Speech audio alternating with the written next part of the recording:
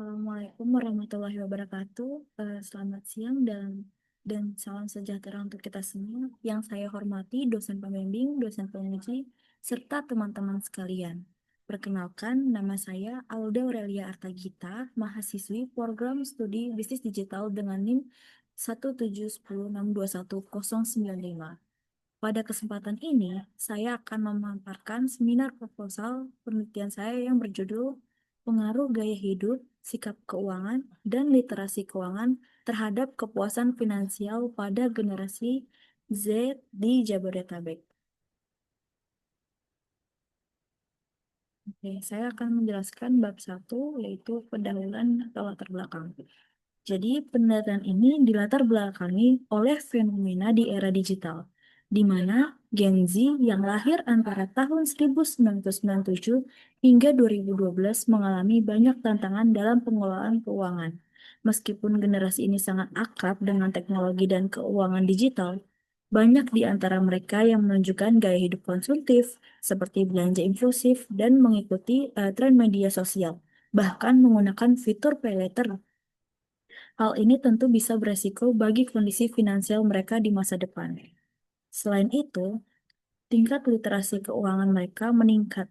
Banyak yang belum menerapkan secara nyata. Oleh karena itu, penelitian ini ingin mengkaji bagaimana gaya hidup, sikap keuangan, dan literasi keuangan secara bersama-sama mempengaruhi kepuasan finansial Gen Z, khususnya yang tinggal di wilayah urban seperti Jabodetabek. Oke, Nah, untuk slide berikutnya terkait rumusan masalah. Nah, penelitian ini memiliki 4 rumusan masalah, yaitu yang pertama, apakah sikap keuangan berpengaruh terhadap gaya hidup? Lalu yang kedua, apakah sikap keuangan berpengaruh terhadap literasi keuangan? Yang ketiga, apakah gaya hidup berpengaruh terhadap kepuasan finansial? Lalu yang terakhir, apakah literasi keuangan berpengaruh terhadap kepuasan finansial? Lalu yang berikutnya ada tujuan penelitian. Dari tujuan penelitian ini adalah menganalisis pengaruh sikap keuangan terhadap gaya hidup dan literasi keuangan.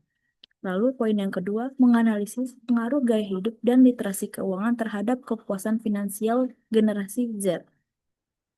Lalu selanjutnya ada manfaat penelitian. Dari secara teoritis, penelitian ini diharapkan bisa memberikan kontribusi terhadap pengembangan ilmu di bidang manajemen keuangan pribadi dan perilaku konsumen, khususnya terkait Gen Z. Lalu, secara praktis, penelitian ini diharapkan bisa memberikan pemahaman kepada Gen Z agar lebih bijak dalam membuat keputusan finansial, mengelola pengeluaran, dan merencanakan keuangan jangka panjang. Lalu yang selanjutnya ada bab 2. Nah, dari bab 2 ini, kajian pustaka, dalam kajian pustaka terdapat 4 variabel utama, yaitu gaya hidup. Nah, gaya hidup ini merujuk pada aktivitas, minat, dan opini individu dalam mengkonsumsi produk atau jasa. Lalu yang kedua ada sikap keuangan, yaitu pandangan atau persepsi seseorang dalam mengelola keuangan, termasuk menabung dan pengendalian diri. Lalu yang ketiga ada literasi keuangan, yaitu kemampuan dalam memahami konsep keuangan dasar dan membuat keputusan keuangan yang bijak.